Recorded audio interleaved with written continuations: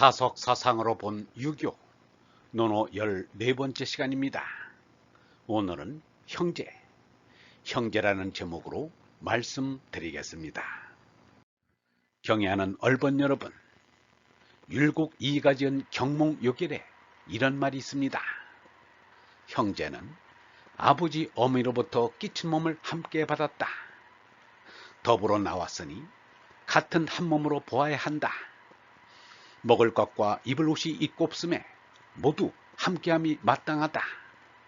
설사 형이 굶주리고 아우가 배부르고 아우가 춥고 형이 따스하면 이는 한 몸 가운데 한쪽 지체가 아프고 혹은 성함이라 몸이나 마음이 어찌 두루 편함을 얻겠는가.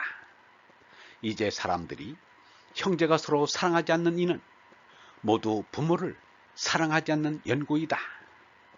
만일 부모를 사랑하는 마음이 있다면 어찌 한 부모의 아들, 딸이 서로 사랑하지 않겠는가. 부모님이 세상을 떠나시면 형제 사이가 더욱 멀어지기 쉽습니다. 인연의 고리가 되던 부모님이 안 계시기 때문입니다. 그래서 형들이 서운하게 생각될 때가 있고 아우들이 괘씸하게 느껴질 때가 있습니다. 그럴 때마다 돌아가신 부모님의 얼굴을 떠올리면 형제의 모든 잘못을 씻어버리게 됩니다. 그리고 비록 안 계시지만 어버이의 마음을 기쁘게 해드리고자 형제에게 더 잘하고 싶어지는 것입니다. 어버이에 대한 친효를 하느님 아버지에 대한 친효로 승화시켜야 사람이라 할 수 있습니다. 하나님 아버지를 지성으로 사랑하면 모든 인류가 한 형제로 사랑하게 됩니다. 맹자가 인자무저고 천하라 했지만 하느님 아들에게는 이 우주에 남이란 없습니다.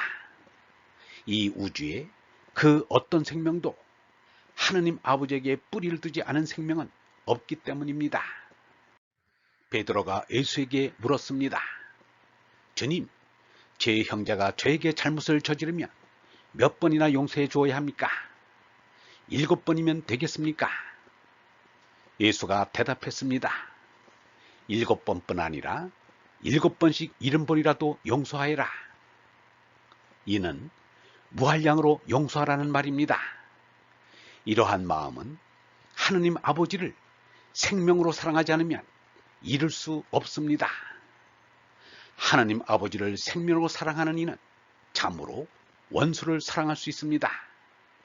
예수나 마하트마 간디가 자기를 죽이는 자들까지 미워하지 않은 것은 하느님 아버지에 대한 지극한 사랑으로 가능했던 것입니다. 그러므로 땅의 어버이만 어버이로 사랑하는 사람과 하느님 아버지를 사랑하는 사람과는 그 사랑의 질과 양이 하늘과 땅으로 다릅니다. 그러므로 우리는 친효를 말하는 유교로는 만족할 수 없습니다. 천효에까지 이르러야 합니다. 유영모는 이렇게 말했습니다. 유교에서는 위를 받든다는 것은 부모나 조상을 받드는 것을 말한다. 조상을 받들고 아래 권속을 거느리는 것이 인간의 본연이라고 말한다. 이것은 태극에서 음양만 말하듯 그 윗자리인 무극을 잊은 탓이다. 유교가 활발히 발전을 보지 못한 것은 이 근원을 잊었기 때문이다. 천상의 하느님을 생각하지 않았다. 부모보다는 하느님 아버지가 먼저다. 천명을 가장 두려워한 이는 공자입니다. 공자는 3살 때 아버지를 여의고 16살 때 어머니를 여의었습니다. 그 누구보다 어버이에 대한 그리움이 많은 처지에 있었습니다. 그런데도 부모님에 대한 얘기는 논어에 일체 비치지 않았습니다. 그리고 부모님이 제사를 어떻게 지냈는지는 논어에 나타나 있지 않습니다. 공자는 맹목적인 효를 숭상한 사람이 아닙니다. 공자는 분명히 친효보다는 천효가 앞선 사람입니다. 공자는 어려운 고비마다 하느님께서 자신을 사랑하신다는 확신으로 이겨나갔습니다. 유영모의 말대로 공자도 하느님으로 자강했던 것입니다. 공자에게 배워야 할 것은 바로 이 경천하는 신앙 정신입니다. 그러므로 공자에게는 모든 사람이 형제였던 것입니다. 그것이 비록 공자의 입에서 직접 나온 말은 아니지만 공자의 제자 자하가 스승 공자의 생각을 간접으로나마 우리에게 분명히 가르쳐 주었습니다. 사마우라는 공자의 제자가 혼자 슬픈 어조로 말했습니다. 사람들은 모두가 형제가 있는데 나 홀로 없다. 그 소리를 들은 자하가 말했습니다. 내가 들었다. 죽고 사는 데는 명이 있는 것이고 부하고 귀해지는 것은 하느님 뜻에 달렸다. 군자는 공경하여 잘못이 없고 사랑과 더불어 공손하고 예가 있어 세상의 모든 사람이 다 내 형제인 것이다. 군자가 어찌 형제가 없음을 씨름하는가? 오늘날에는 거의가 외아들 애딸이라 모든 이가 내 형제라는 생각이 더욱 절실합니다. 이제는 지구촌이란 말이 과장된 말이 아닙니다. 하나님을 아버지로 인류가 가족의식을 가져야 합니다. 얼굴색이 다르고 쓰는 말이 다르다고 미워해서는 안 됩니다. 얼라로는 모든 인류가 한 생명입니다. 영원한 시간 공간 안에서 서로 만날 수 있다는 것은 기적 가운데 기적이라 아니할 수 없습니다. 진리이며 성령인 얼라로는 국가와 민족을 초월합니다. 일생 동안 조국의 독립운동을 한 마하트마 간디가 이 땅 위에 모든 국가가 없어지기를 바랐던 것은 그가 얼라의 사람이기 때문입니다. 우리에게는 공자가 중국 사람으로, 석가가 인도 사람으로, 예수가 유대 사람으로 생각되지 않는 것은 이 때문입니다.